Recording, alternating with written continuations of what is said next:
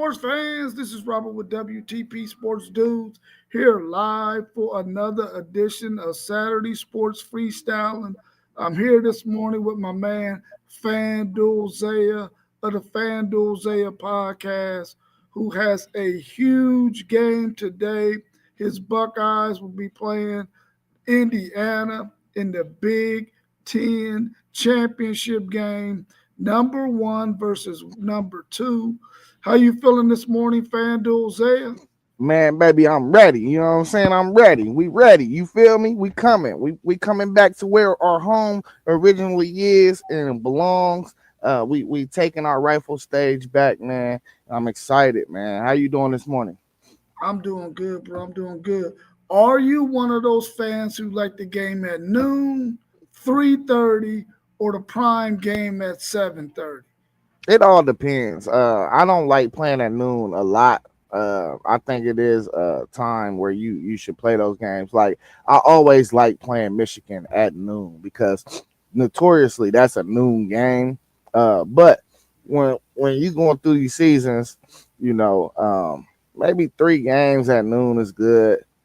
I think we should definitely play about 3 night games a year, not including the Big Ten championship. I like that this time is slotted in prime time under the lights. But I think it just need to be a balance, man. None of these games should always be at noon. You know, the whole Fox thing and Big Noon and that's the main slot. That stuff we're gonna be playing in that slot forever if that's the case. If they keep going down the same road, so I don't know. I ain't gonna say I'm not a fan or I am a fan of noon or 3:30. I think it just needs to be a balanced schedule, man. Yeah, I prefer. Man, I agree with you on that. Sometimes I do want it to be at noon. Sometimes I like 3:30. I like night games because of the excitement of it and all that. The thing is, though, win or lose, when it's that night game, bro, my body be so daggone jacked that it'd be hard to go to sleep, man. I don't be liking that, especially when I know I got to get up early on Sunday morning, man. But the night game is probably the best in terms of a fan being there at the game, light shows and all that stuff that they do now in those games.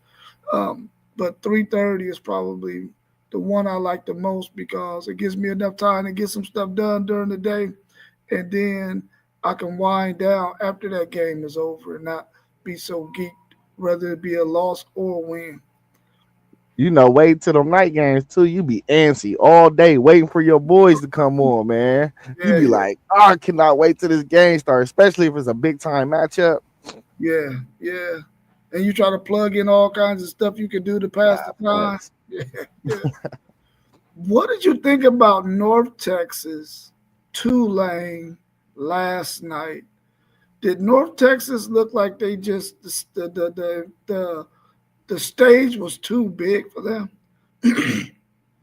So I mean, listen, I picked Tulane to win because I felt like they would come out there with a little extra juice because they're on their own field. Um, listen, I just think these are two like comparable teams in talent. So the edge is probably gonna go to the team. I wouldn't say the stage was too big for them. It's just a conference championship game, but I mean, they both had the same type of thing on the line, you know. So I'm not gonna say the stage was too big, or I just think they lost to a team that had more juice and probably wanted it more. That listen, when you get to games like this, the team that usually win is the team that wants it more, and that's just what you saw last night. Like Tulane punched them and they throat. You know what I mean? Like, and it was no recovering for North Texas. Yeah. I thought at the beginning of the game, North Texas came out and looked really good on that first drive. They even looked good on the second drive. But that fumble, man, really flipped the momentum in that game. It looked like it was going to be a back and forth matchup.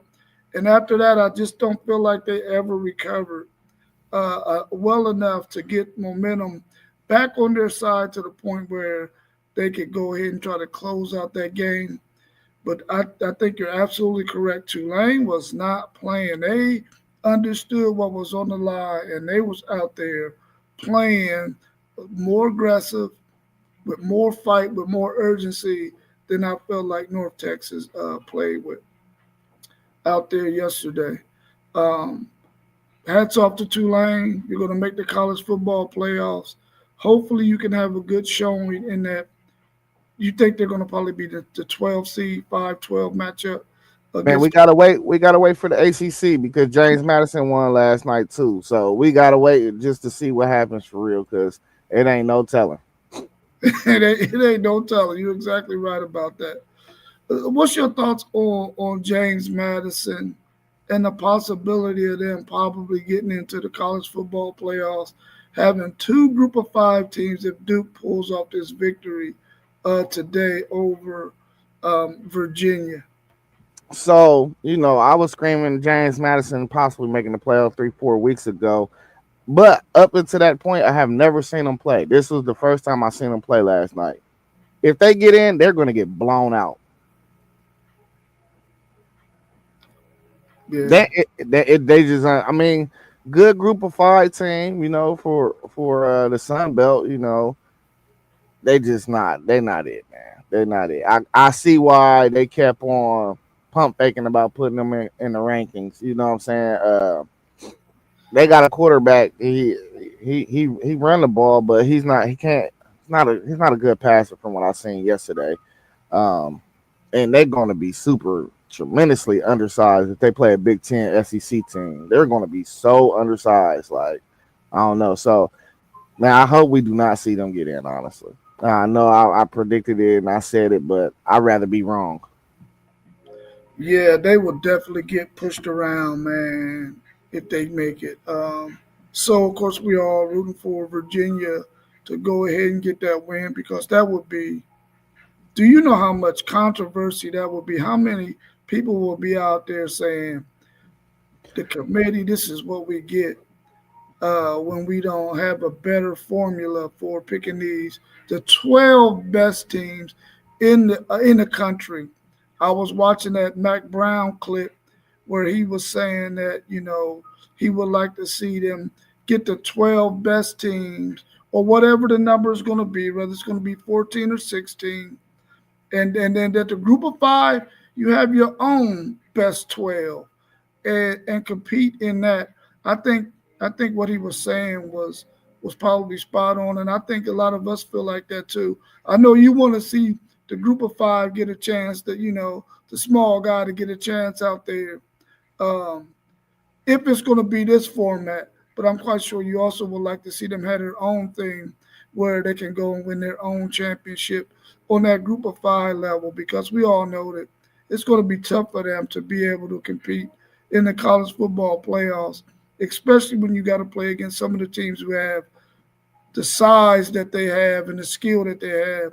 They'll just be outmatched. You know what? Why they don't just create an NIT in the football? Like they do the basketball. It don't have to just be a group of five thing. You could take a couple teams that you think that needs to be invited from the power, and see if the group of five can compete with some of the worst teams in the power. Just that's how the NIT works though. They send an invitation to whoever they think deserves it. Let me. I'm glad that you mentioned that because that's a really that's a really good point. Do you think, like, if they go with the first 12, say hypothetically, the committee or whoever who decides this stuff just decides, hey, we're going with the best 12 teams we feel like are in the country, 1 through 12, whoever end in 1 through 12, y'all in. But everybody 13 through 24, you're going to go play in a separate NIT type of thing, and they play like that. Do you think that would be feasible, or you might still have some really good Power Four teams who will probably dominate that? I don't think they should do it like that. I think they should take the first 12, but still the top group of five because, like I said, sports is about competitiveness, underdog stories. These are things that make sports what it is. So I think after 12, though, we should still have matchups in bowl games. because you get a lot of matchups you wouldn't normally see regularly. We've seen this play down last year. Everybody was doing stuff like that. We got to still solve the problem of these out. But after you pretty much sweep through the middle class of the rankings, so, anywhere from 13 to probably the 40th ranked team overall in the country, I think that's where you start sending invites out. Um, just because you don't really want the next best group of five, which let's say it's North Texas at the moment or a Navy. You don't want them playing against Miami. You know what I'm saying? Because that's the same. You're going to get the same result that you're probably going to see in the college football playoff with those guys. And when you turn around and you look at the NIT in basketball, and we know it's a totally different sport. Size really matters less in basketball than I would say football. Um, even though size, you can't teach size in neither one. So, but when you look at it on the basketball side, the difference between the team that was just on the cusp of making a tournament and maybe a mid-major school, like let's just take Ohio, if they had a good team, is way slimmer than it would be on a football field. So that's why I think you got to kind of pull the parameters back from not having the 12th or 13th team, and then you taking the next two or three group of five teams because the difference is still wide in that area. That's why I think you should just still bowl game like maybe 12 to 40, 12 to 50. You should still bowl game them guys. And then with the football tournament, what your goal is to give the group of five teams something to look forward to winning and putting in the trophy case because at the end of the day, nobody thinks they're ever going to win a college football playoff. Yeah. Let me ask you this as it relates to the committee or whoever decides this thing, just deciding to go, well, listen, whoever are the at the end of the season, whoever the top 12 teams are, whatever the number is, whether it's 12, 14, 16, 24, whatever it is, we're going to take the top 12, get away from if you're a conference champion or not. If you're not in the top 12, whether you're a conference champion or not, you just don't get in. Would you be okay with them going to that format and leaving a group of five out if they're not in the top 12? I mean, it would be pointless to play conference championships then at that point for real now. Like I Okay. think honestly, I think Ohio State Indiana game today is pointless. Because whoever loses, and let's just say the other one wins the national championship, everybody's gonna be like, okay, we wasn't Big Ten champs, but we won the national title.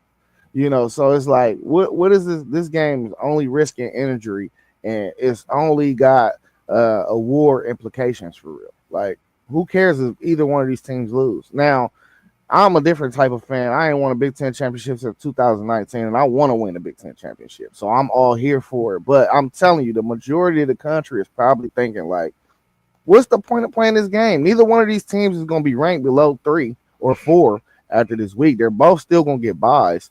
So we really just playing for bragging rights right now. Yeah, I remember when we first started doing the podcast and we were thinking about the 12 team playoff and conference championship games. And like in the NFL, when you get teams who are coming up on that last game of the season, they sit a lot of their starters because they already know what their position is going to be in the NFL playoffs. They already got that sold up. They go ahead and rest players. Do you think in a case like this one, because we already realize that this game 1 and 2, both of those teams are in.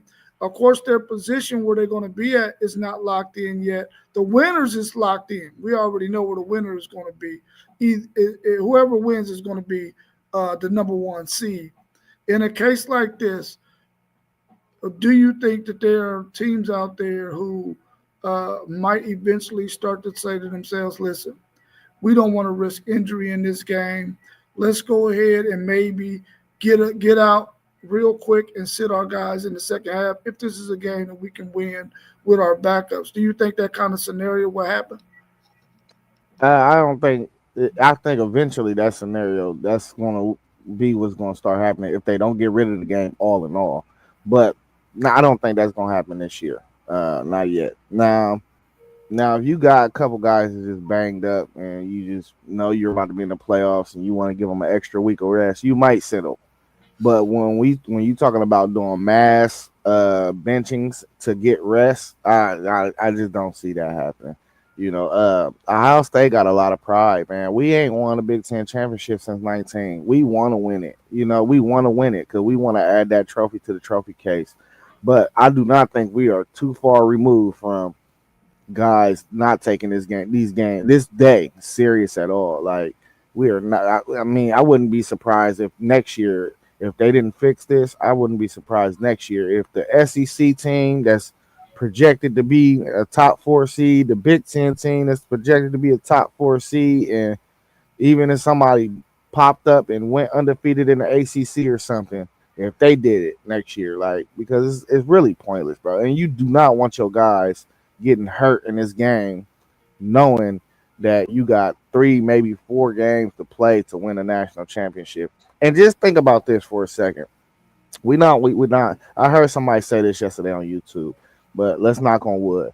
Just think about if somebody like Fernando Mendoza went out there and tore his ACL in this game. Their season's done.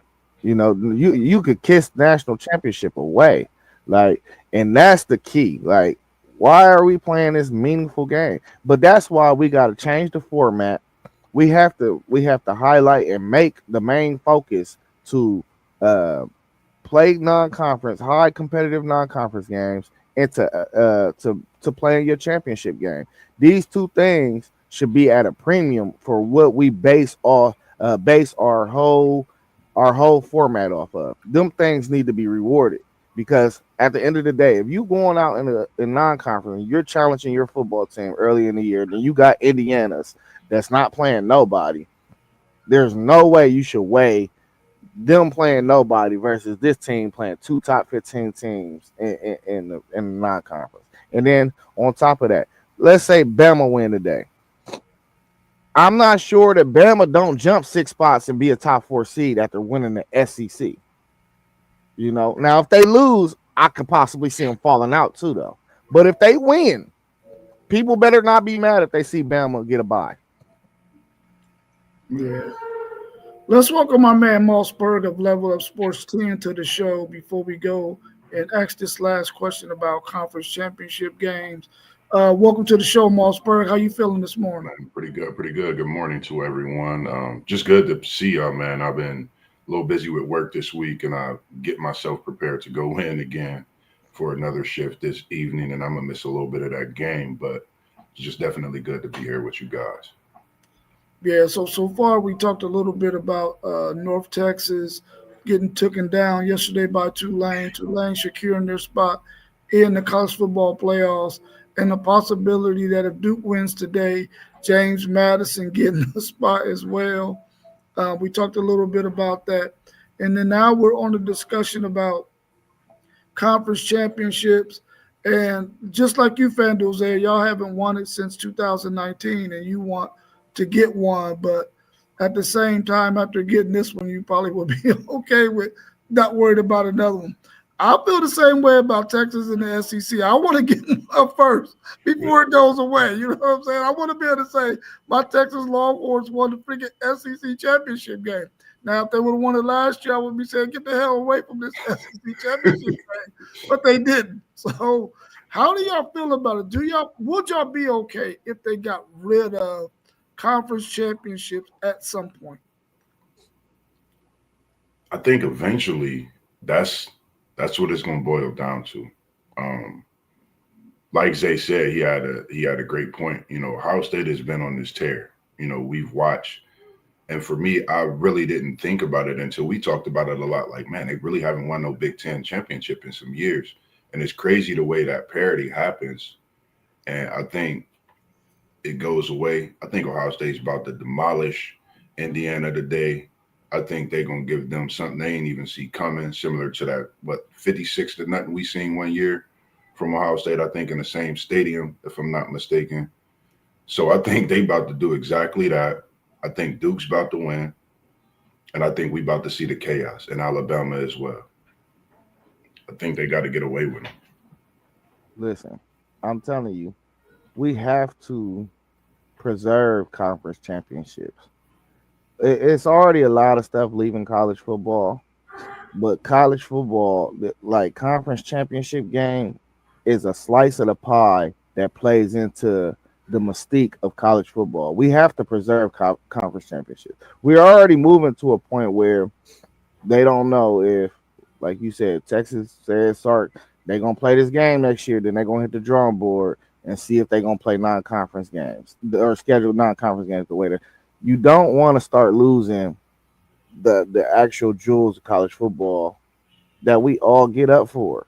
We get up for conference championship weekend. Like we this is something that we've been loving up until this point because now we feel like it's meaningful and we don't want to see nobody get hurt during this week, especially knowing what's ahead. Um, but that's why we got to hit the drawing board and figure it. It could be figured out. You can have your cake and your ice cream too, but you got to figure out a system to where people wouldn't mind waking up to play this game and going hard out there. You know, it could be incentivized to actually win these games today. So uh, before you get rid of it, I think you need to exhaust everything to try to figure out how to preserve it.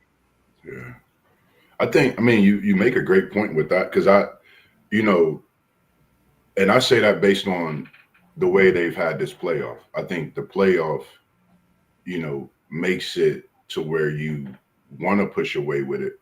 And, like you said, go to the drawing board. If you make a bigger playoff picture, does that give that conference championship a lot more teams able to schedule those right games because of course we seeing this year the non-conference games be a big part, whether it was early in the season or late in the season. And that's we always talk about November football. What are you doing in November? And it seems like it doesn't matter this year. They're still talking about a Miami team that played great. We seen the first half, and as you spoke about the crystal ball, and it seems like it's a thing. One week they're up, the next week they're kind of like, man, is this that team that should be in the playoffs? So I mean, there's so many different ways to look at it. And with you saying that, I agree with you. I wholeheartedly agree. They should go to the drawing board, make a better picture. And man, I kind of go back on my word. I like the conference championships because Yeah, well, if this come across anybody's board, I know they thinking about 14. So this is my thought process, and this is just my idea. I hope it come across y'all's distance. Yeah, if we're gonna go to 14 teams, like I think we're gonna go, just go ahead and give a automatic bye to the Big Ten and the SEC champion. That way, that game is incentivized because if you got to play that game in the conference championship, you probably want that extra week of rest. Um, Big 12, the ACC, they still get an automatic qualifier. I think they'll be satisfied with that because at any given year, even if it's 14 teams, they might only get 2 teams in.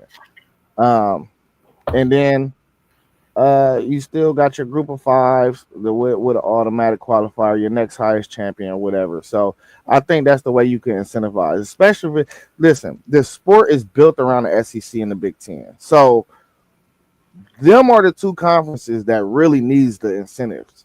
Everybody else should be out here just trying to get in where they fit in, and we just keeping it a buck. So if you going to do something like move to 14, I think you need to incentivize uh, Georgia and Alabama, regardless of what the hell going on.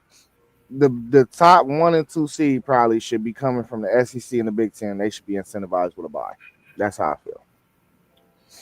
Yeah, I like the picture that you have painted about the conferences being able to they got to find a way to make this thing meaningful because the painting that you see right now with Carson Beck getting hurt in that game and that hurting Georgia's chances in the college football playoffs is the painting that everybody is sort of like looking at right now.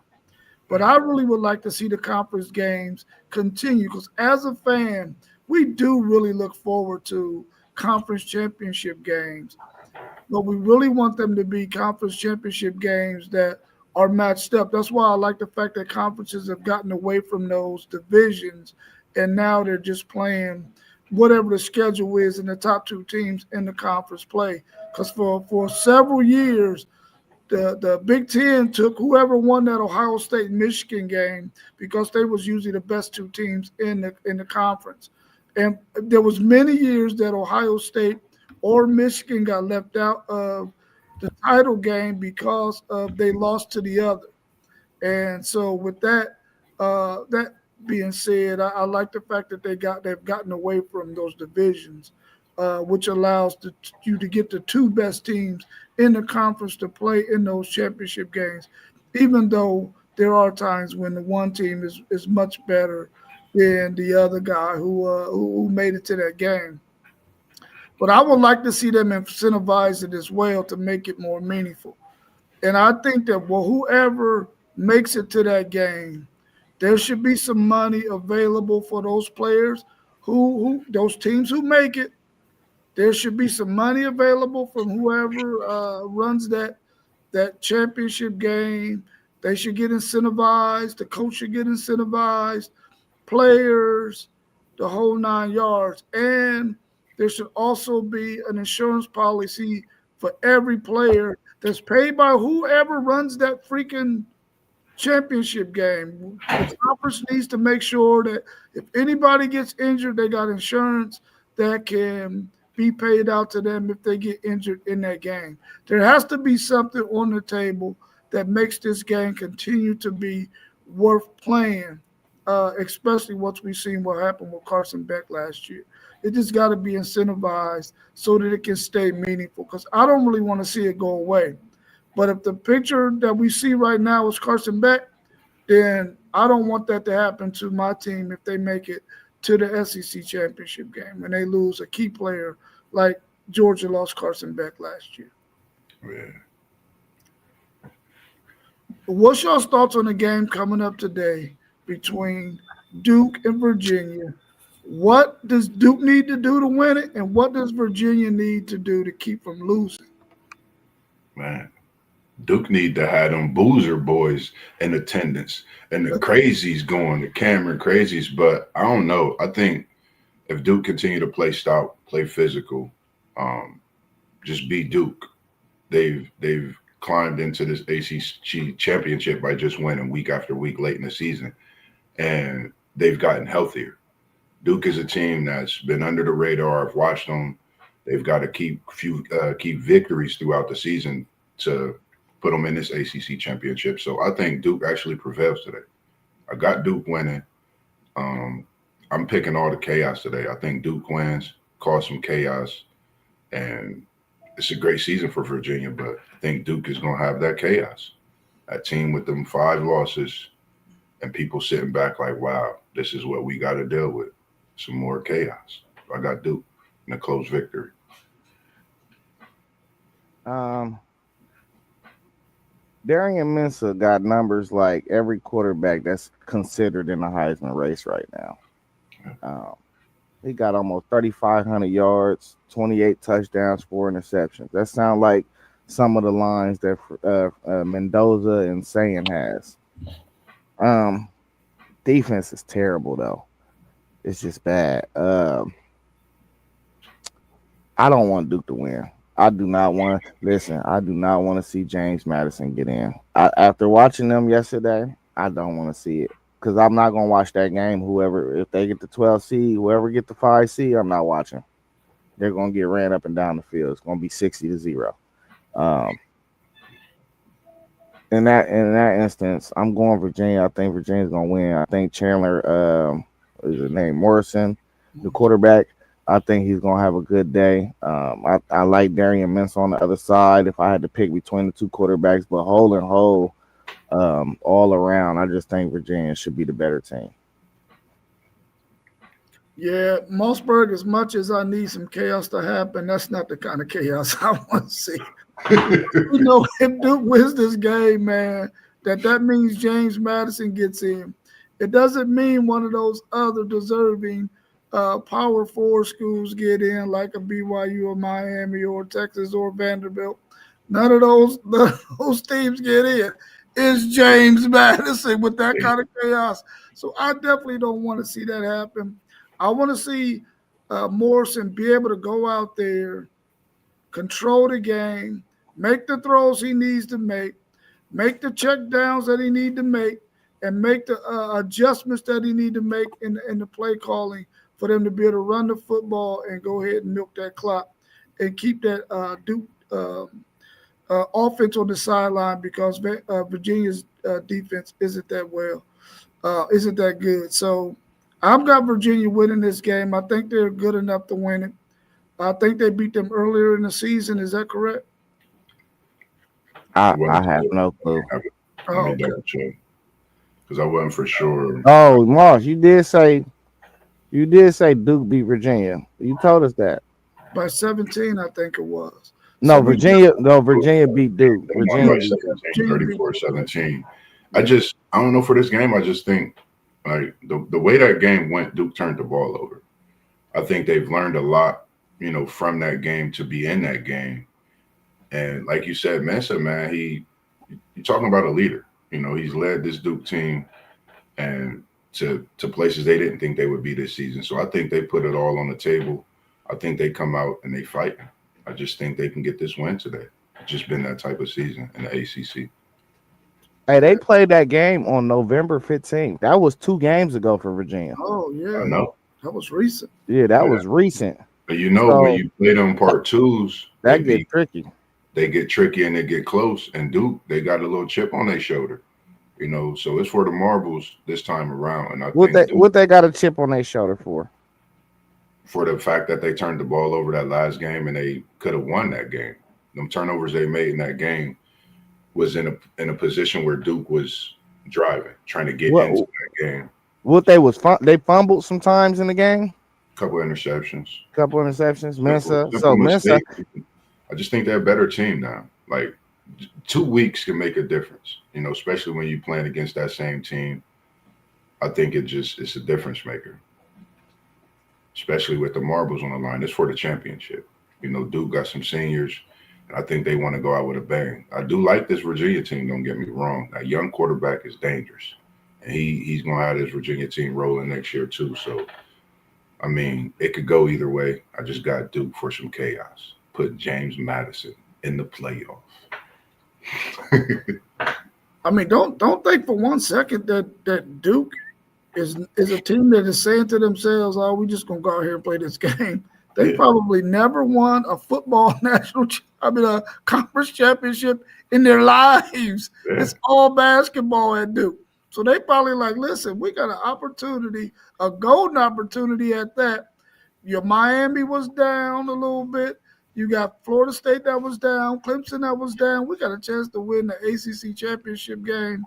They're going to go out there and try to put it all together and win this thing, man, and be able to say we're the 2025 ACC champions, man. We ain't making the college football playoffs, but at least we can say we are the conference champs at 7-5.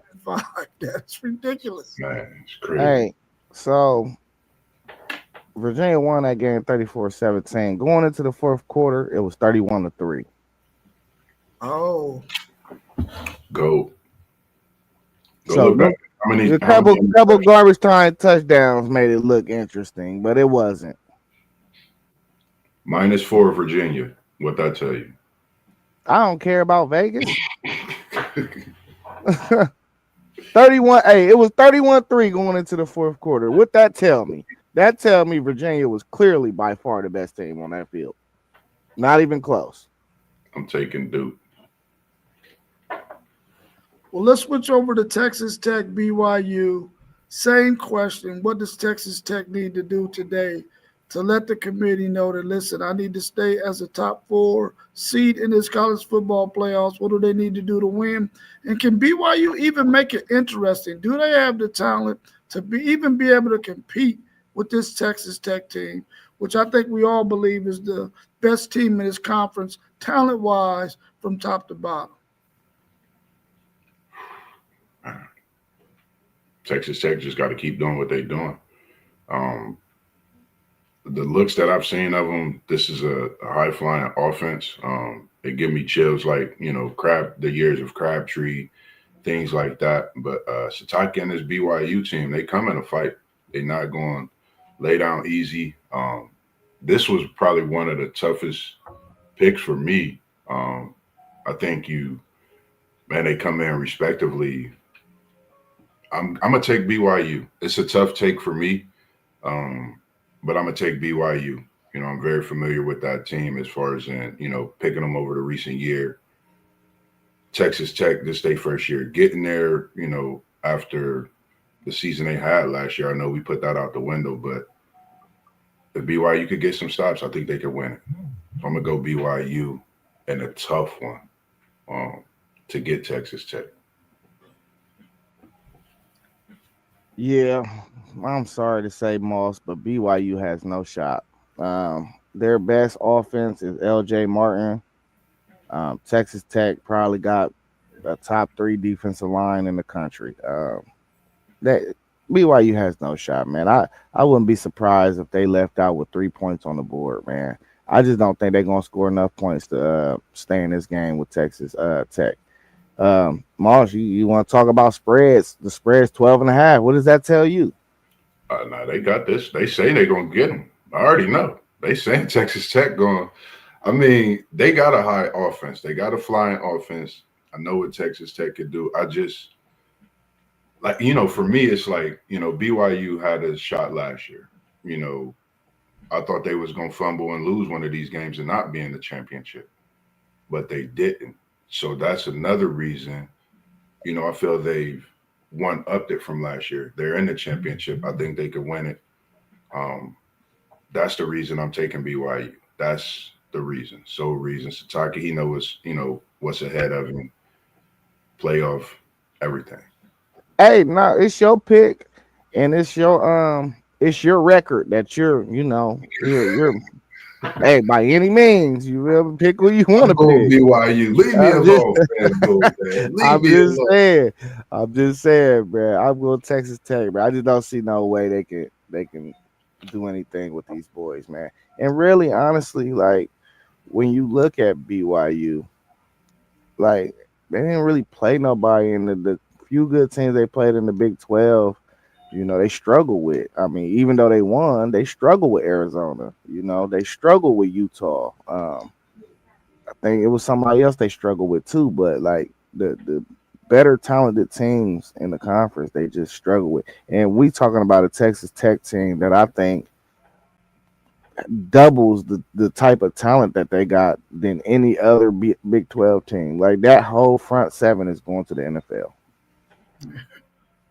That Texas Tech team is pretty loaded. Yeah, Bear Morton is their quarterback. Is that correct? Bear, uh, it's that's Batchmeyer, not Bachmeyer or Bachmeyer, something. Batchmeyer, Bachmeyer. Bachmeyer. Oh, okay, okay. Oh, yeah, that's right. That's right. That's right. Oh, Long as you talking about Morton? You talking about Texas Tech? Yeah, Morton. Morton is the quarterback. yeah, Bear Morton. Yeah, yeah, yeah. He's the quarterback for Texas Tech. He's played a lot of football, man. I Yeah, mean, he he's old. played a lot of football.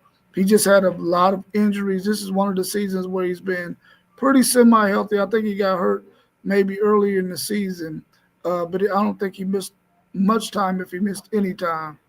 But I think the fact that he is so seasoned the way he is, he's going to lead this Texas Tech team to this Big 12 victory, man, and they're going to look really, really good in doing it. I don't think BYU has a chance in this game. It's 12.5 for a reason. It could probably be more than 12.5. But I think they're just trying to show BYU a little bit of love and feel like they probably can compete a little bit in this game. But like FanDuel said, their front seven, man, is different. And their front seven can probably compete with everybody that's in this college football playoff ranking right now. I got Texas Tech winning this game pretty easily. I need them to win it convincingly. so that they can. That could be the kind of chaos I'm looking for, Mossberg. That's the With chaos you need. that's the guy I'm looking for. I don't. I need it. I need it for sure. Give me But I don't know Texas if it's Tech, going to man. help though. I don't know if it's going to help. Give me But Texas I Tech think for your chaos. it's part of it. Yeah, for sure. But I just think that they're on a mission. They spent a lot of money on this football team, and for the football team going forward, that I think these guys are just going to go out there and play really, really well today, and win this game. And those of you that's out there in the chat, let us know who you think is going to win between Virginia and Duke. Put it in the chat, and who you think is going to win between Texas Tech and BYU. Let's go on to the SEC championship game where we got Georgia and Alabama. This matchup, this is where college game day is going to be, and we all sort of was in the chat going back and forth about who should have this game. Should it be Alabama and Georgia, or should it be the number one and number two ranked teams?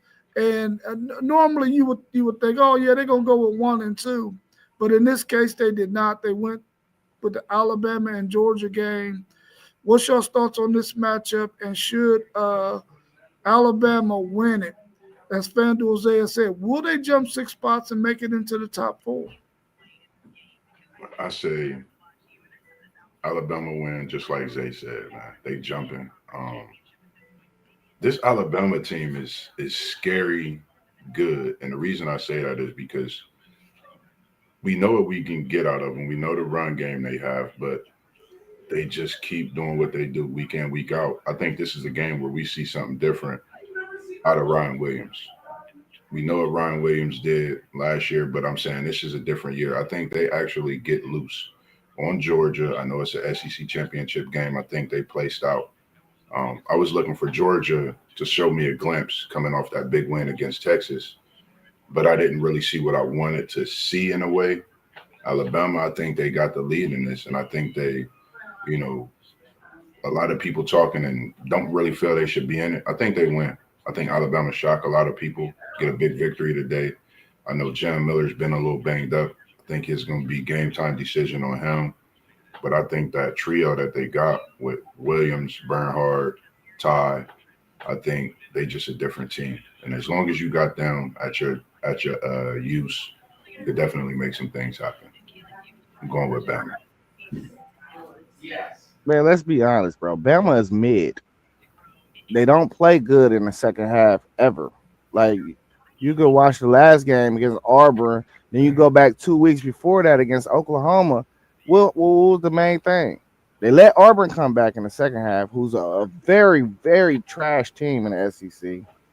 Oklahoma, they didn't. I don't even think they scored one touchdown in the second half. I want to say, um, but like they don't play in the second half, bro. And um, to be a good to great team, you gotta string together whole games. They have yet to play a whole game, and all year this has been a knock on Bama. They don't play well in the second half, so that's gonna come to bite them, and that's why I see Georgia winning this game. I think Gunner makes plays when the pressure comes. I think he makes plays, and having a lack of running game, bro, is still there. That you see the signs of a lack of run game still there. So that's not a good recipe. Not playing in the second half and no running game. That's bad. That's tough. It's tough to win like that. Yeah, I think Kirby Smart and that Georgia Bulldog team get the Alabama monkey off their back in this game today as well. I think the fact that they don't have to worry too much about Alabama's run game, um, and the fact that Gunner Stockton has a pair of tight ends, really got three of them guys that he can get the ball to. He's not. I don't think he's going to throw the ball down the field really well. But the fact that they instituted the what is his that number one, whatever his name is, a transfer from USC. I can't think of his name right now. But anyway, that guy Deion Branch. Branch, yeah, in the short game, screens, quick slants, getting the ball in his hands quickly to let him, make some moves and get out on teams really, really helps them. and helps their short game because Gunnar Stockton really isn't a deep ball thrower. He's even though he did pretty well against Tennessee, you really haven't seen much of that lately out of him. But the fact that he's been able to find Branch on some of these short throws and the fact that they can run the football, and that's not something that they're going to abandon. They're going to run the football regardless with the two-headed monster that they have. I think they control the thing and they disrupt Ty Simpson's timing and really win this game today. I need them to win it convincingly.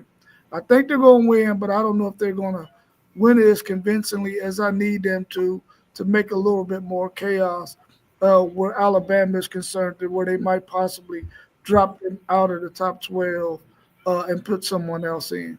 But I got Georgia winning this game. I think Kirby Smart gets that Alabama monkey off of his back. Hey, and one thing, key stat.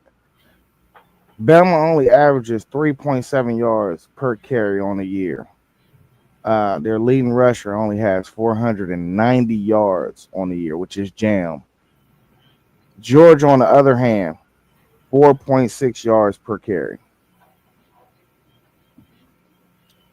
Say it one more time. I said Georgia, on the other hand, averages 4.6 yards per carry. Yeah. They could play a big part.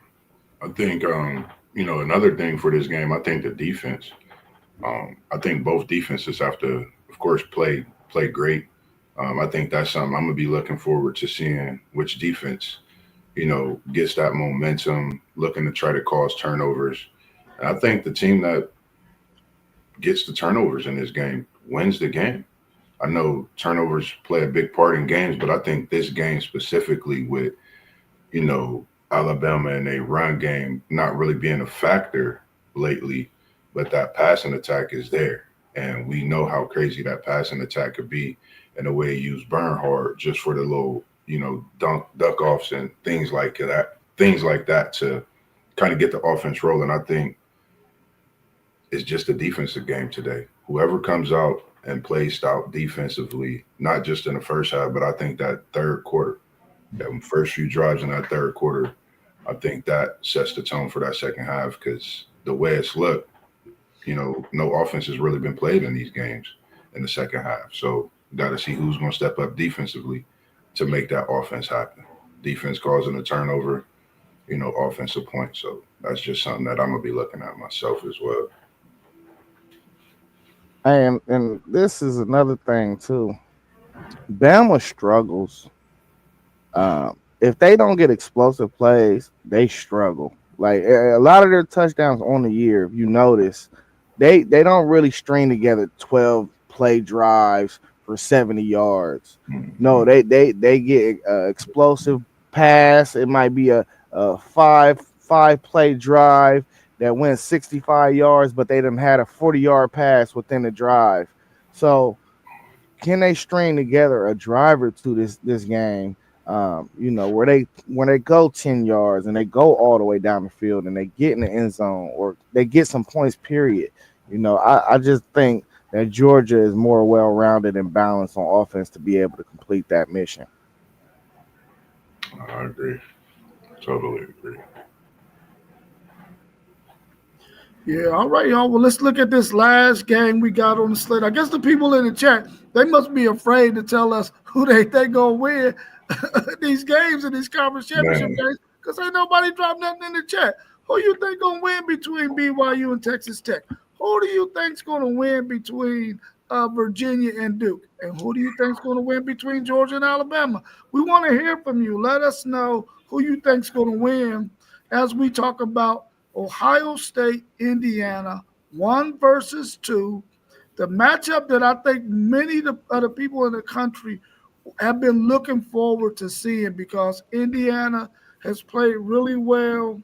They haven't played as good as we've seen them play early in the season when they played Penn State, and Mendoza hasn't played as well as he's played in the past. But they really put it on Purdue that last game. Ohio State, we know what they've been looking like all season. They look like some serious juggernauts. They consistently look like the number one team in the country. What's your thoughts on this matchup? FanDuel Zay, of course, you can go last. You're the Ohio State fan in this. What is your thoughts on this one? What does Ohio State need to do to make Indiana look like they're mid? Man, you're talking Ohio State, Indiana, man. This is I think we've all been waiting on this. I think everybody's been waiting on it, myself personally, because everybody know what Indiana coming with. Everybody know what Ohio State's coming with. And for me, watching Indiana beat Oregon and Eugene this year, that was a big win. Still throughout the season, I was like, is this Indiana team? Indiana, what is this team? Who is this Indiana team? And little and behold, they're in the Big Ten championship. But I'm going to ask after this game, who is this Indiana team? Ohio State wins plus 20s at taking your Buckeyes to put a beat down on the Hoosiers. No disrespect to Indiana. But I think when you face this Ohio State team, I think Ohio State is really that damn good. OH with a big victory today.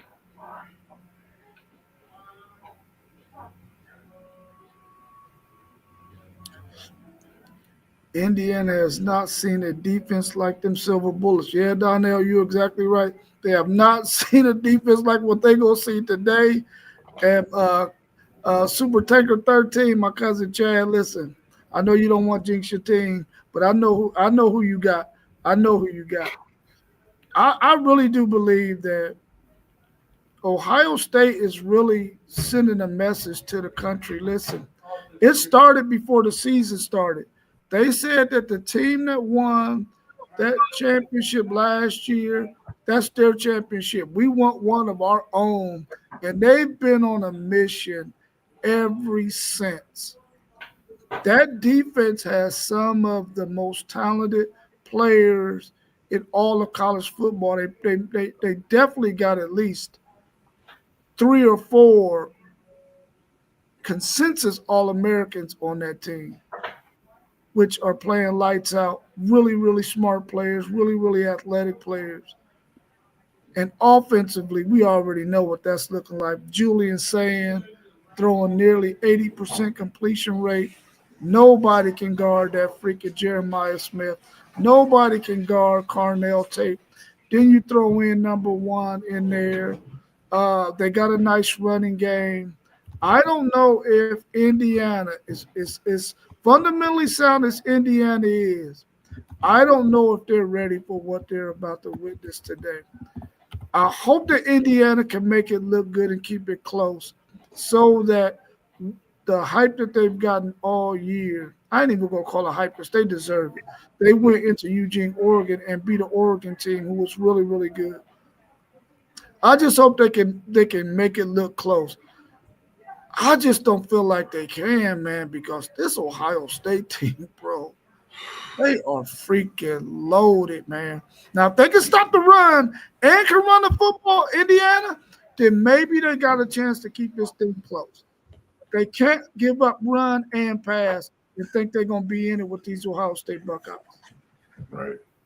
Last but not least, ladies and gentlemen, we got the man coming in for this one. This is Fan Doze. He's talking about his Buckeye Nation, and he's been talking about them not since this year, but since last year, off season, preseason. Talk to us about the national championships they ran in. And it's a lot of people that saying three-peat, but I said you got to get two before you get three. Talk to us about this Big Ten championship and what it means to you, your Buckeye Nation, first one in it since 2019. Talk to us, Zay. Man, listen. When we this is the same. Like I said Thursday, this is the same thing we played last year. I don't think people realize though. I had to go back and rewatch the highlights of the game last year.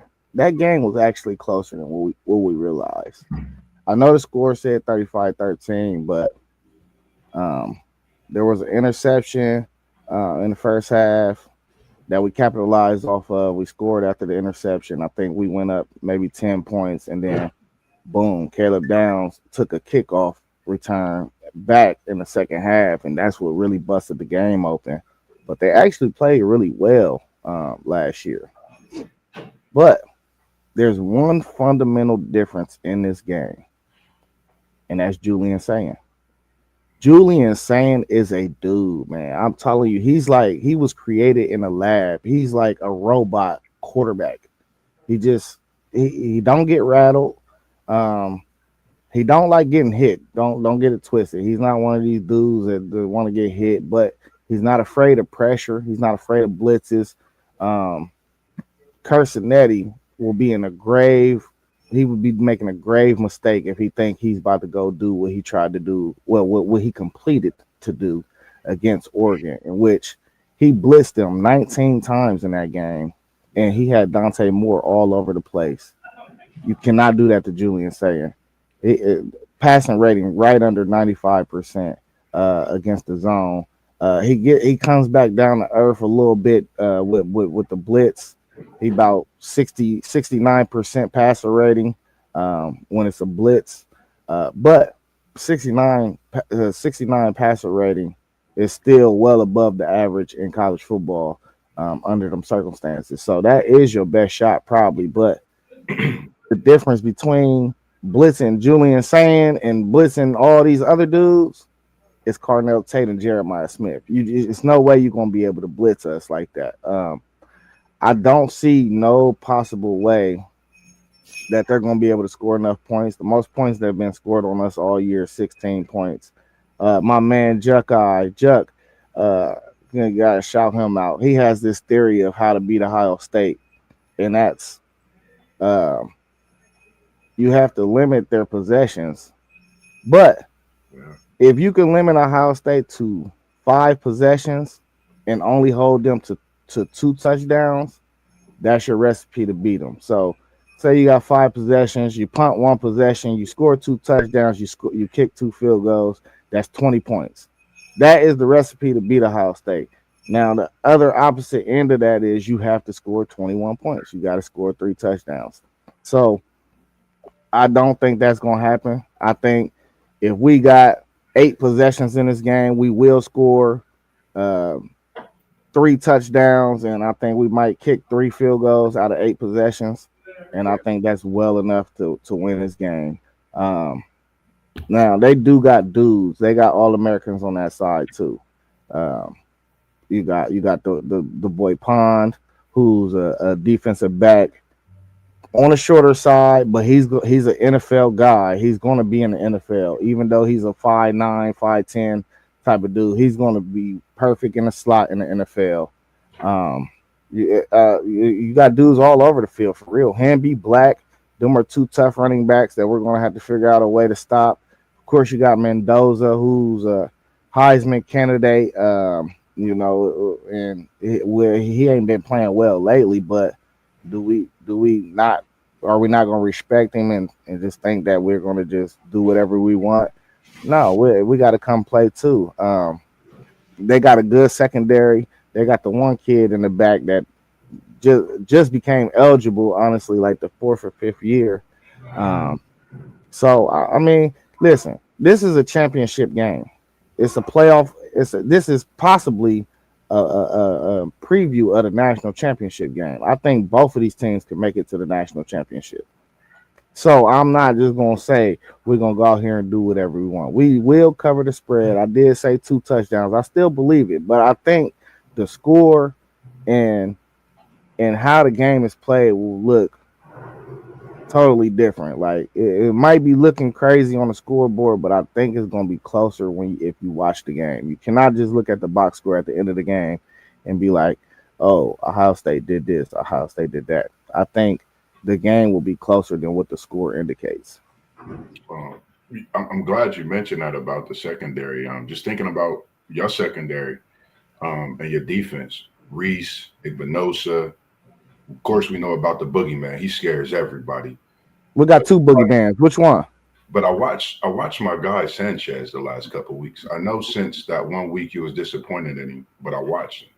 That kid has stepped up, and I think these last few weeks, I think when it comes to that secondary being prepared. I've been watching him play, just how he's more active, seem like he's just wanting to be better. That conversation you said when he had on the sideline with coach, I could see that played a big part in his betterment these last few weeks. So Sanchez is one that I'm actually looking forward to seeing, because that's one of the guys I like when y'all was recruiting him.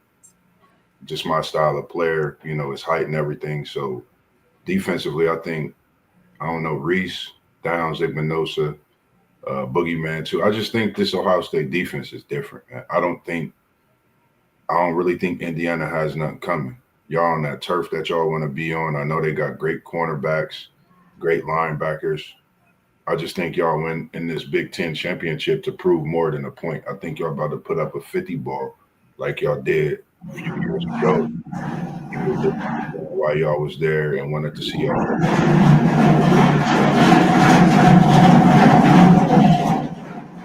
But that's y'all doing the same thing. Nah, you Yeah. good. Work it. Hey, they was hauling some shit, wasn't they? Yeah. But listen, this the thing too, though. I want to reiterate this. Indiana got dudes everywhere. I'm talking about dudes that you're gonna see on in the NFL. Aiden Fisher, one of the better linebackers in the country. They got Michael Kamara, edge. He roam around the field. What's He number get 8? after. Number 8 for He Indiana, that linebacker. That's that the he's a Daly. Daly is number 8. Daly that's the one he that I play like. edge. Yeah, that's He the play one I edge. like. Yeah, I like him. But even those guys in the middle, the kid Tucker in the middle, he get after it too. He's a plugger. The kid Lewis Moore, that's the kid I was talking about that got his 6 year granted earlier in the year. They put a hold on. He was supposed to the fourth game. They said okay, go ahead and play, but his case was in the courts.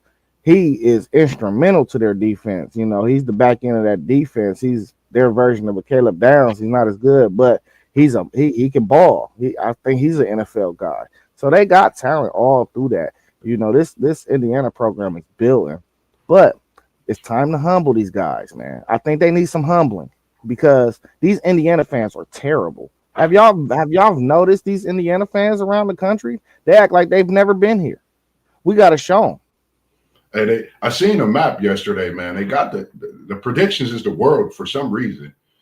It got a world map with Indiana all over it, saying the world is picking Indiana over Ohio State. What's the one or maybe two?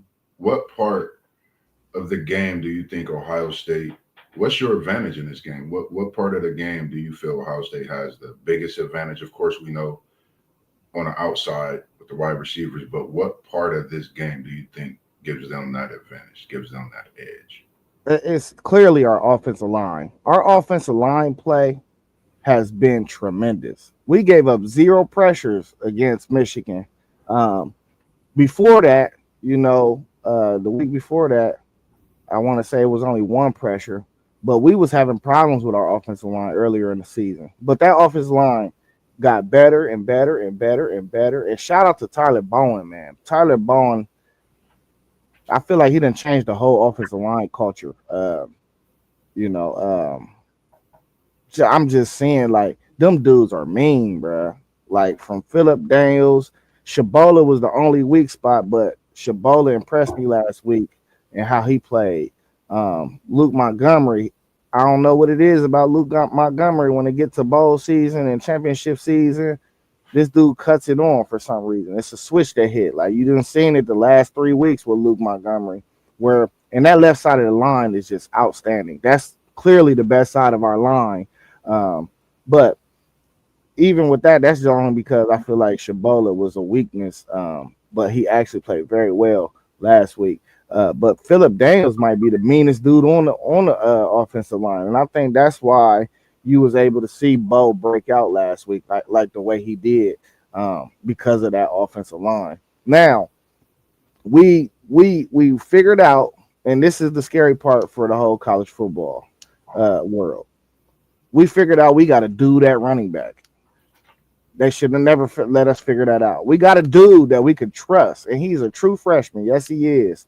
You know, we were a little timid giving him the ball against Michigan at the beginning of the game. I felt like Mhm. uh, maybe they just wanted to play aggressive, take some shots early. But the way he played last week, it's only going to build momentum. And I think if I had to give somebody a game ball at the end of the game today, and I had to choose a pick, it would probably be Bo. I think Bo gonna go crazy. Yeah, I think you made a point. That's I told you how I feel about him. I think he should have been a starting running back. After some weeks after seeing him, I think again this week, Bo get 100, Ohio State win. I think he makes things so much easier for Julian saying and the respect that he gets in that locker room, being a true freshman, man. You gotta run the ball for the Ohio State University. That's not a tough task. You go, you get the big win in the big house. So that alone, and then his prior to throughout the season, and then last week, oh, he has 1,000 rushing yards. Has anybody been paying attention to that? This is a true freshman.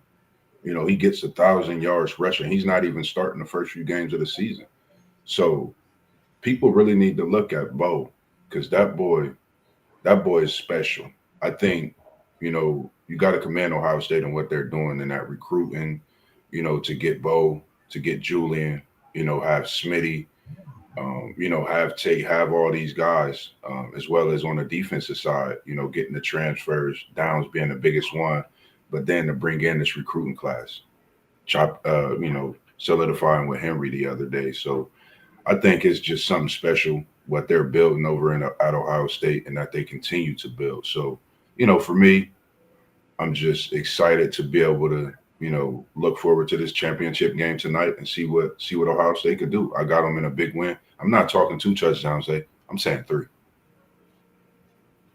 I'm gonna say 3 touchdowns. And you know how I am about your Bucks. I be on them sometimes, but your boys is doing what they do, man. They proving to me week in, week out, and I'm talking my shit today. Ohio State by 21 or more. Yeah, you be on them with some blasphemous, like it'd be pure I blasphemy. gotta be funky with y'all, man. That's the fan base that I get a lot of that from too.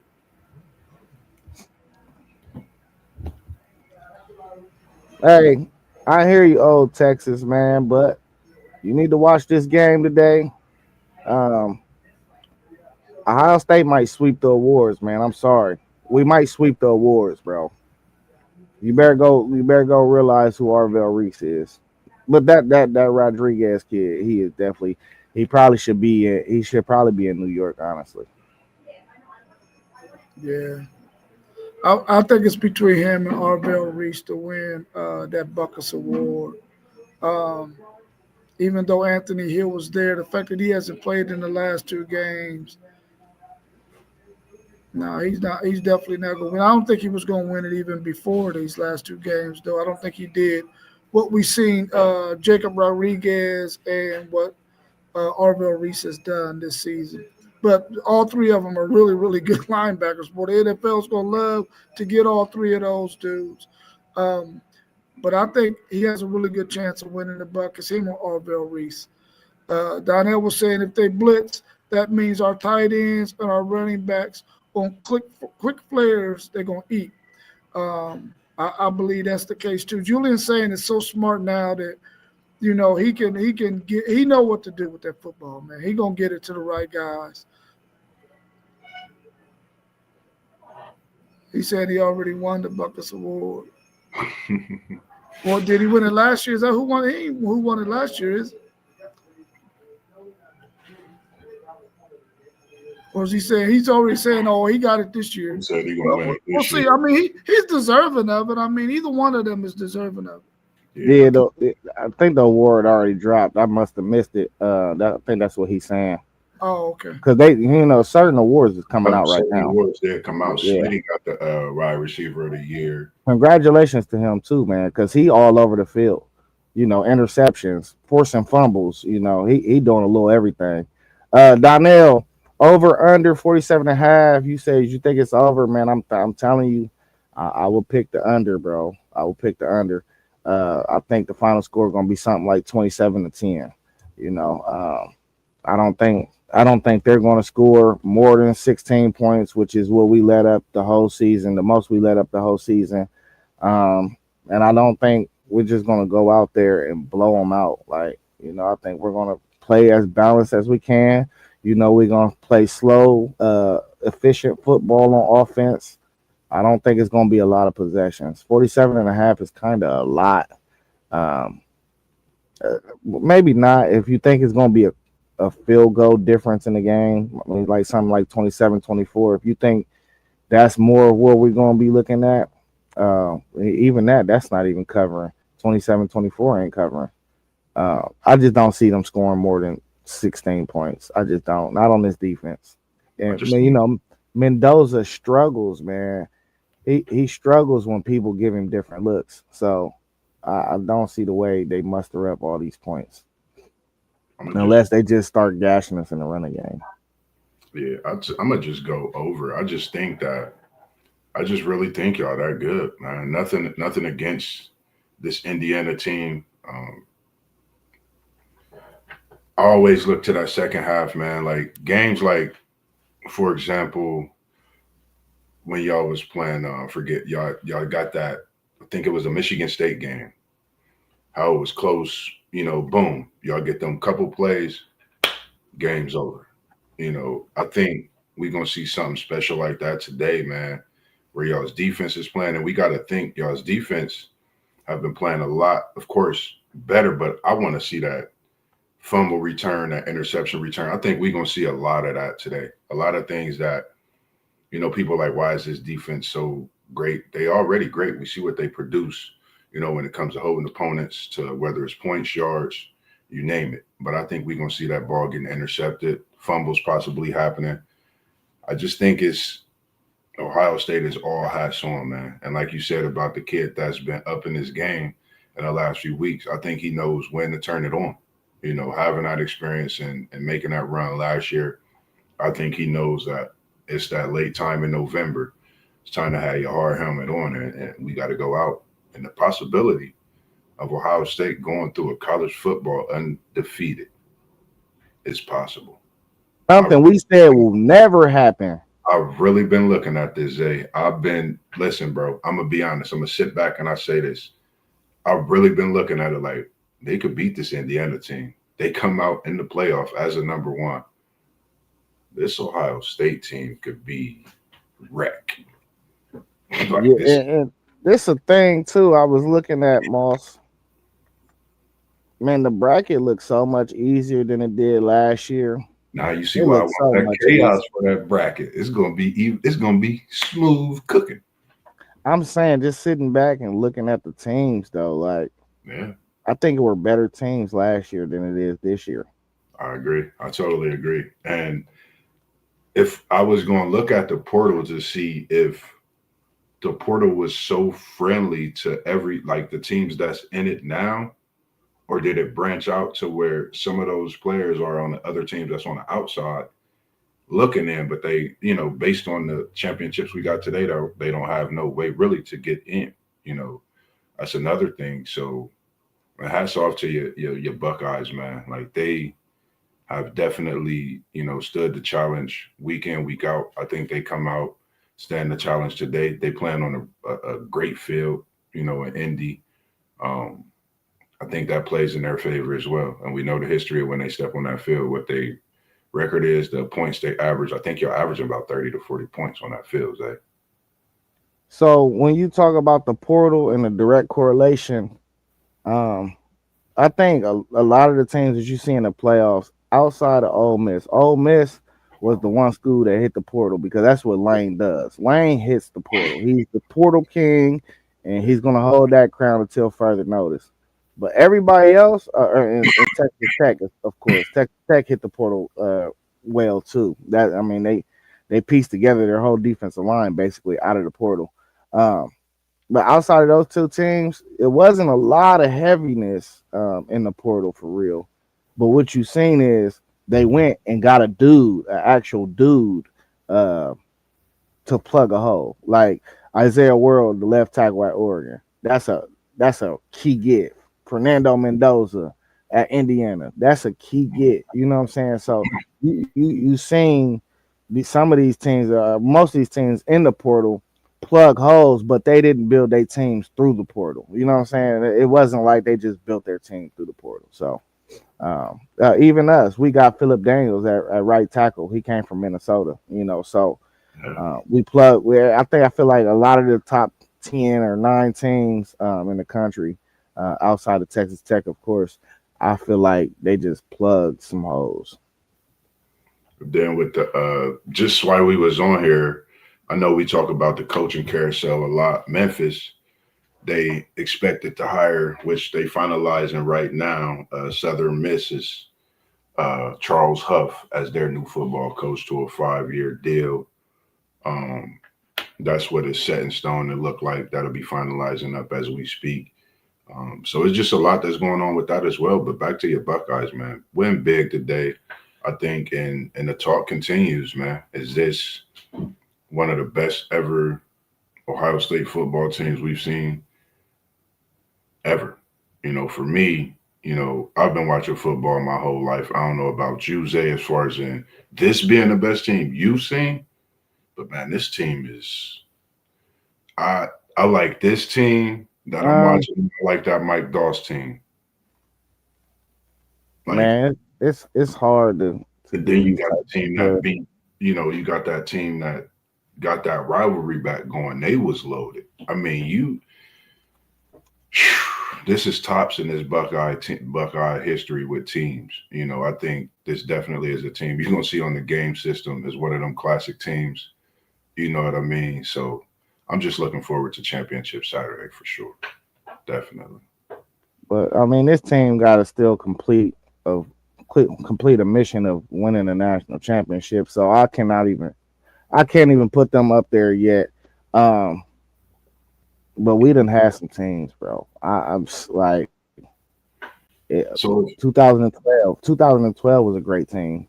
Um, that 2014 team was a great team. It's some teams. if Jim Tressel and that 2002 team was a great yeah, team. So I mean, it's a lot of teams, bro. That 2002 team might be the best one though. they Honestly, did, that's crazy. If even if y'all win the Big Ten championship, like even if y'all win the Ten championship, not to put anything in the air, but you still wouldn't classify y'all as being a great team, or for you personally, you want the championship with it to. you can't go down as one of the greatest teams in Ohio State history if you don't win if you don't win a national championship. That should be for any major program too, kind of, sort of like, how do you consider yourself? Um, I mean, you can go down as a great team, but like top 10, top 9, like I don't know. I just feel like you got to put a national championship on it to be considered great, or you fell short. And just keep it all the way a band.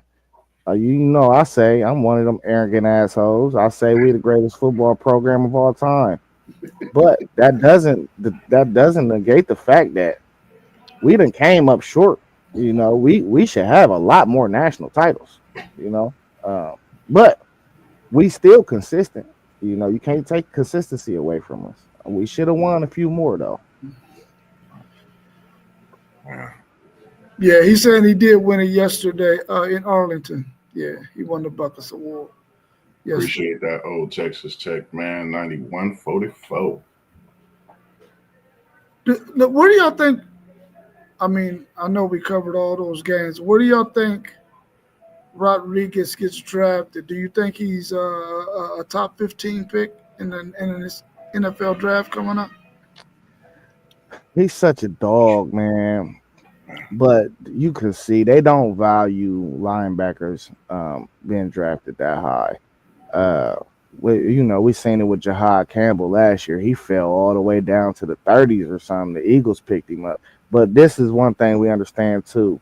So the great organizations in the NFL, like the Eagles, the Chiefs, They know how to identify a difference maker type guy, and whether or not you play the right position or not. I mean, if you play a position where it's not as high value like linebacker or safety, and you seen Malachi Starks fell too last year.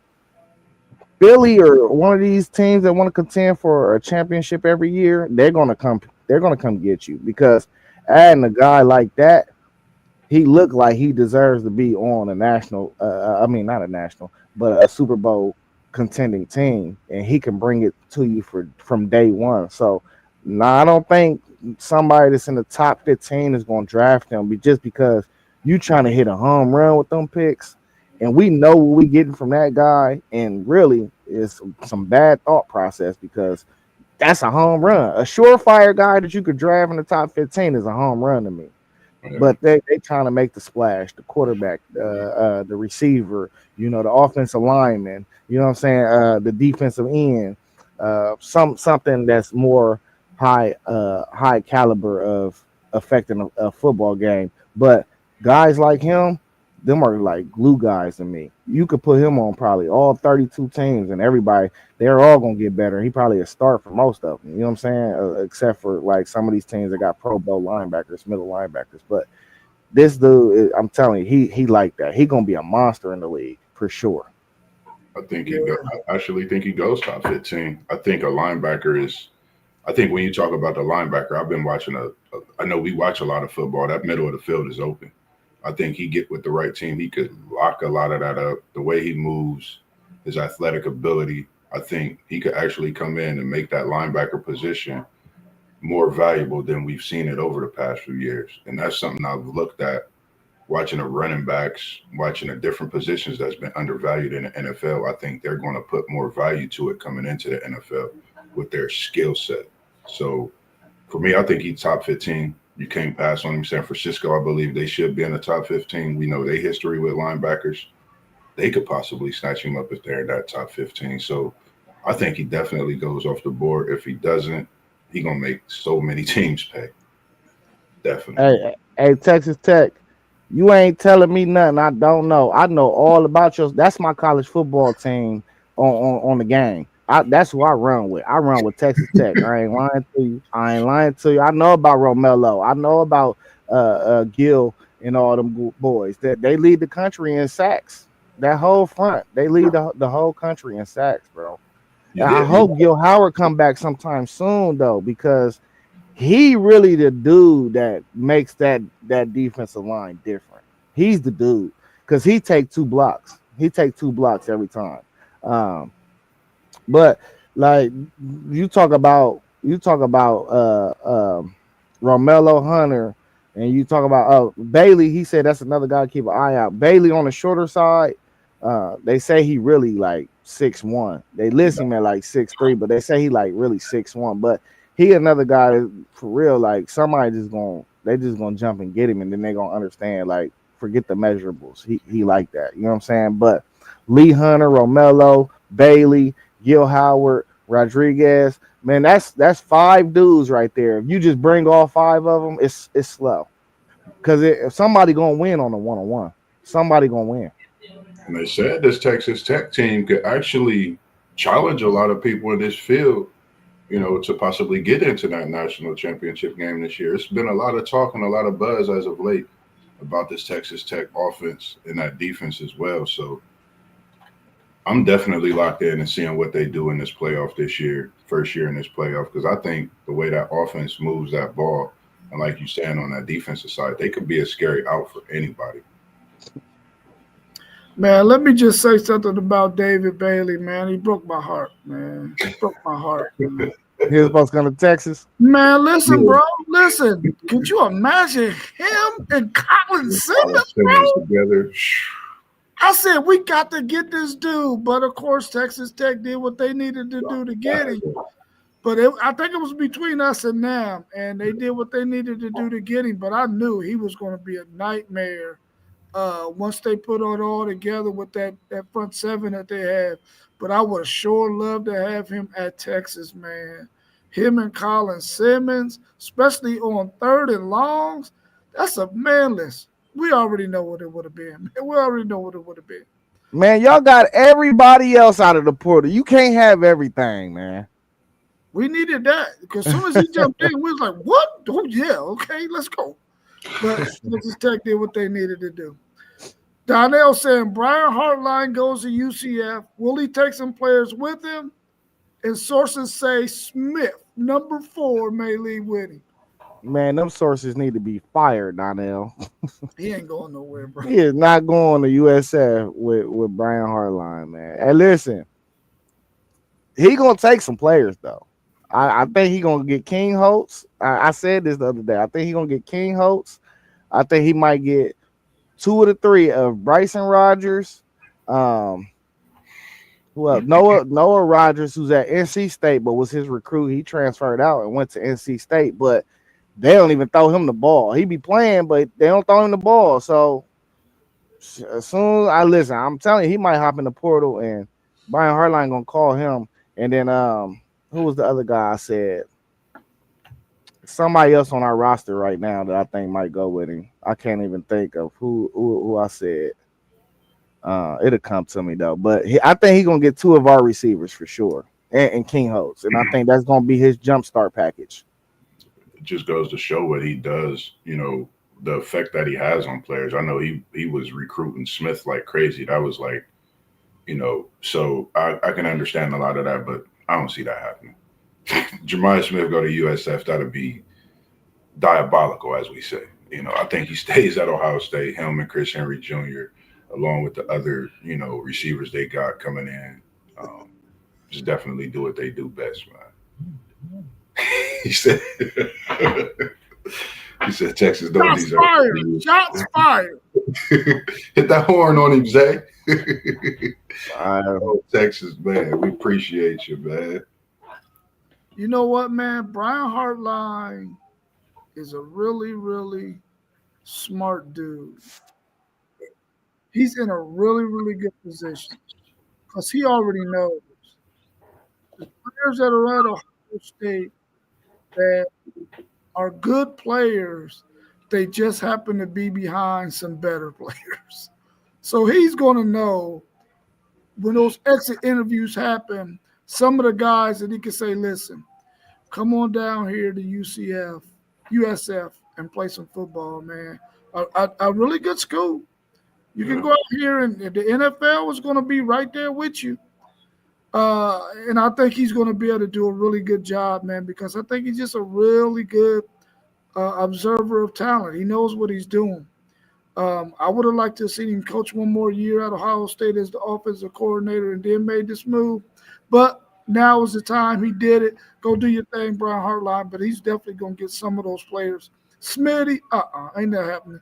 That kid's mindset is totally different than what we see from a lot of people. His maturity level, he wouldn't do anything like that. He loves Ohio State.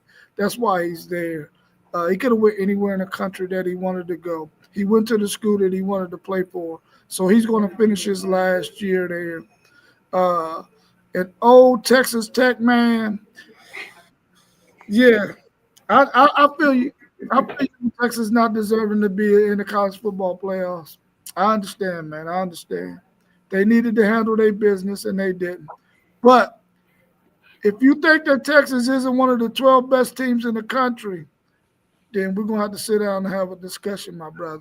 They're definitely one of the 12 best teams in the country. But the way it looks right now, they should not be in the college football playoffs. You're right. Yeah, Brian Hartline a real one though, man. I don't know if y'all seen that video I put in the chat yesterday when he talked to Chris Henry. He was like, "Hey, you made the right choice because it's the football factory. It's not about being selfish. It's the football factory." No, that's it. Hey, man, listen. This is the thing I love about being a Texas Longhorns fan because you already know that you got so many. You got Texas Tech, you got Baylor, you got TCU, you got Oklahoma, you got Arkansas. You got so many freaking enemies, man, that it is Always gonna be some action. You ain't gotta go far to get some action. That old Texas Tech man, 9144. Whenever you want to get on the show and talk about your Texas Tech Red Raiders, you are welcome. You Yeah. are He welcome. said the Texas Yellow Bellies. They got a big game tonight, Texas Tech. So we Man, got your they about to pop them, bro. so you could definitely hit us up and you could join us if you want to talk your talk in the morning for a little Sunday after we Yeah. recap these big games tomorrow. Let's That finish off. up with Matt Campbell's hire to Penn State. What's your thoughts about it? Is that a good fit? What do y'all think about Matt Campbell and how you think Penn State is going to fare with him?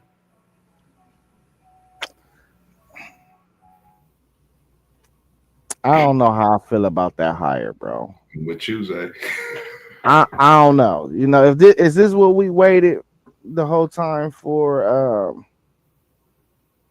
I don't know, man. Maybe listen, it could possibly be a good hire because when I'm thinking about it, like Iowa State, what type of recruits are they getting? So he might be playing with a whole different level of talent. Yeah. I don't know though. Like I just when I think about Penn State football, it's not that's not what I got from watching Iowa State, you know. So it's not even I didn't think it was even close. But I mean only time will tell, we'll see. Man, he started behind the curve though. I tell you, they only signed two recruits this early period. So they got a class of two. He gonna be behind the eight ball for sure. He gotta get it pushing. We'll see though once he start getting some talent and how it's going and how it's gonna look. Um, but I ain't sure about it, bro. How you feel? For me, is the same way as you. You know, this is Penn State. I thought they would have been brought in. Nothing against him. You know, we've seen what his resume is at Iowa State, bringing that program to. But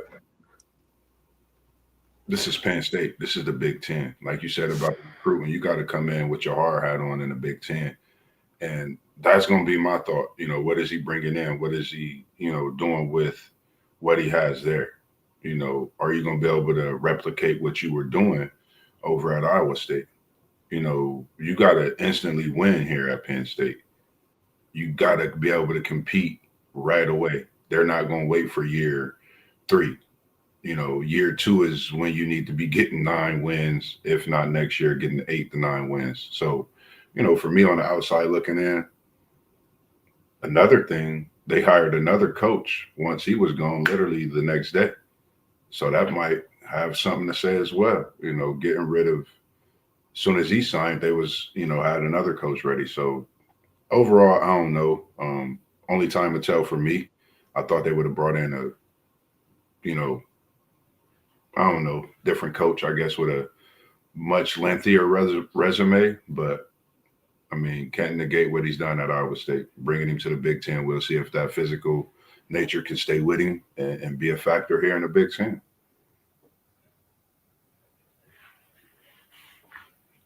Yo, Mike, huh? I, I think we all can agree that he wasn't Penn State's first choice. But I think he's probably maybe the best they can get at this point. Matt Campbell had an opportunity several years ago to make his way out of Iowa State, and he didn't. He stayed when he was at his height. And I don't think he wanted to miss out on this opportunity. So I think whenever Penn State called, he said, I better go ahead and make this move. He's already really familiar with the Big Ten, having played Iowa every year. So he knows the physicality that it takes to be able to compete in the Big Ten. He's a guy who can take 3 stars and make them play like 5 stars because for many years he gave Texas hell in that Big 12. So he's a guy that I think can be a really good coach there. Can he get the coordinators that he needs? And will he be able to get an offensive coordinator that can sort of maybe open up the offense a little bit more? He's more of a tight end kind of guy, a gritty quarterback kind of guy. He's probably gonna have to find a way to be able to compete with the Ohio States of the world, the Oregons of the world. But he's going to bring a physical team, a physicality that is needed in the big team. So I think he's going to do okay. I just hope that his coordinators can figure it out quickly so that he can get Penn State going in the right direction. They're always going to be able to recruit well in the state of Pennsylvania. They're going to be able to get talent out of Ohio, and also even there on the East Coast when you talk about Jersey, Philadelphia, places like that. Uh, You know the thing that's gonna help Matt Campbell too. Now that I think of it too, um, he was a coach. He was a head coach at Toledo. Yeah. You know, if he could lock down if he can lock down Pennsylvania and come into Ohio and get a few kids out of Ohio, all his jobs has been in the Midwest. Toledo, Iowa State, now Penn State. He should know the Midwest and where to find talent. And he got Grunt, he got the Olentangy kid. I think, when it's all said and done, I think, having them ties to Toledo, like you said, I think that'll be a big difference maker. He's won wherever he's went. That definitely helps, bringing Big 12 championships to Iowa State. So maybe Penn State needed a different identity. Um, he's won big games. That's something that we haven't seen at Penn State. Maybe he could get those big game wins for him. So, it is definitely something to see. Um, and time will tell. A lot of these hires, we may not understand them, but in the retrospect of them understanding what they want to fit for their university and what they feel they could do. So, respectably, we see it, we understand it and respect it, but we're gonna talk our talk about it. So outside of that, we just waiting to see, how things go and did Penn State make the right hire. Time will tell. what's your thoughts on Sharon Moore, Donnell? Put that in the chat. What's your thoughts on Sharon Moore? Is he going to be able to last as the Michigan's head coach? I Man, don't think so, man. I think he's a mid major coach. I don't think he's a power four school coach. You know, you seen Billy Napier. Billy Napier bouncing around in the group of five now. I think that's where Sharon Moore needs to be. I agree. It ain't no knock. I mean, it just some guys it's just that level is for that level is for them. Yeah, I totally agree. I'm in the same agreement with you. Nothing against him. I think he's done a great job coming in and taking over the reins and leading Michigan like he has. But I think his time is up. You know, this is a university that they. d- I'm not gonna say demand excellence, but this is Michigan. They demand excellence. When it comes to this game within itself, I was like, wow. I was like, man, he flat out got out coached the whole nine. So, it's so much that goes into that, and I just think his time is up. It's only a matter of time. I feel. I don't know if he's going to be there for the start of the season or what, but I think his time is up. Yeah, I think Sharon Moore is not going to last at Michigan much longer. Maybe another year, and then they're going to have to go in a different direction. I really don't think he's the man for that job at Michigan. I think that was something that they had to do because of the situation they was dealing with. But overall, if they could have went another direction and they didn't have that situation, they probably would have. I don't think they really wanted to hire Sharon Moore. They probably just was forced into it. Well, not forced into it. It was the decision they had to make. Uh, no, old school Texas Tech man. I'm not from Texas. I just happen to be a 7-year-old boy watching Earl Campbell beat up on Arkansas, beat up on Oklahoma, which made me a Texas Longhorn fan almost 50 years ago. So ever since I seen Earl Campbell play, I've been a Texas Longhorn fan. Growing up, I always wanted to be a cowboy, not a Dallas cowboy, but a cowboy. So I did all of my elementary reports on the Lone Star State. I just always been fascinated with the state itself and those Texas Longhorns. I don't got nothing against Texas Tech and all those other schools, even though they are rivals. I don't have it bad in my blood like those people who live in the state of Texas have it for each other. So I'm cool with whoever likes whoever. It's just when they play, I want Texas to whip their ass. That's for sure. That's for sure. Flat out. But I do plan on buying me a home down there in Austin, though. I went to visit before, so I'm definitely at some point in my life I'm going to buy me a home in Texas. So I mean in Austin. So during the cold months here in Ohio, I can go there for those 4 months out of the year and live in Austin. I really like that city. Said he out. I feel you. Over Frisco and over Dallas Fort Worth. That those was the other two options I had because I got family that live in Dallas Fort Worth and in Frisco. So, but I would prefer to live in Austin.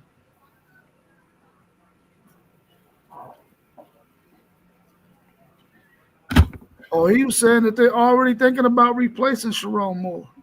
Donnell was saying that. Get him out of here. Where's Parlay Poe when you need him? Yeah. Give us some. Parlay Poe don't want him either. I'm telling you. Nah, Poe about sick of he about sick of Sharon Moore. I know a couple weeks ago he said it's time to get him out of here, almost in the same sense in the way you just said it. Yeah, he said he's an Earl Campbell fan, and Barry said, well, listen, Barry Sanders, to me, hands down, best running back to ever play in the NFL. Hands down. To It's, me. it's I'm quite debatable. sure you too. Yeah. It's debatable. It's debatable, definitely. I know in the hood, that's what we was talking about. When Damn. we was playing in the field is Barry Sanders. Hey, I thought I was gonna get more pushback on that when I said that, honestly. Nah, it's crazy because like that was a topic like we talked about that. Like we used to literally have arguments about that. They'd take Emmitt Smith, Barry Sanders, um, of course Walter Payton, but for players we seen like Barry Sanders, Emmitt Smith, Jerome Bettis was one, Terrell Davis. We watched him, but I I think I'm Barry. highly upset in you that you didn't say Adrian Peterson. No, I'm saying as far as in like with this talk, like Barry Wow. Sanders and Emmitt Smith, no, nah, Adrian Peterson, he's one of my guys. I definitely like him. Billy Sims, yeah, it's just some great running backs, man, for sure. Yeah, but hey, we coming up on 145, man. Anything else that you had to talk about? I don't know if Unc was out of here. Anything else that you had to talk about this morning before we kick off and get into this great day of championship Saturday? I mean, not really. I do want to mention though, um, that the OKC Thunder are about to break this record. They are 22-1. This Yeah, is ridiculous the way they are owning the NBA right now. they on the tear. We will be having some talks coming for the NBA side too. I'm gonna send you all of my. I've been writing some more notes. I'm gonna send some more to you so we can figure out, how we want to attack that NBA college basketball side as well because it's been crazy. It's been a great year with that so far. He said, Robert, you go to College Station, make sure you wear a face mask white so you don't smell. Hey, old Texas Tech man, you be practicing that line in the mirror. That's the second time you put that in the chat. He be practicing that one. You on mute? Unmute your mic, huh? I have a desire to go to College Station. I have a desire to go to Lubbock.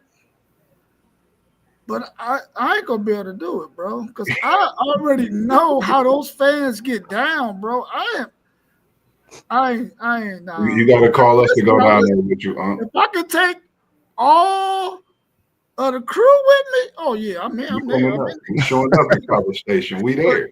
but just me, no, I ain't gonna be able to do We ain't it. even let do that by itself. But if I do go, I'll remember to wear me a face mask because I don't want to smell orange. That's for sure. Thanks for the heads up on that. All right, so I gotta get out of here, man. So if y'all got anything else y'all want to add, we can add it real quick. But I gotta get ready to go. Nah, man, just y'all know what to do, man. Follow all the channels at the bottom. WTP for Life, City League TV, FanDuel Zay, SEC Sean, Parlay Post Game 86, Level Up Sports 10. It's me, your boy Mossberg.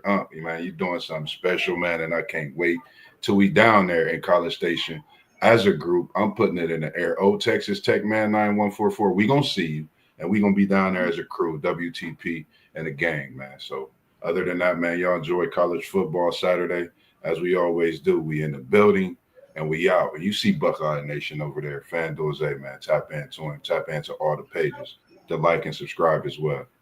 Peace. We All out. right, y'all. Peace. There we go.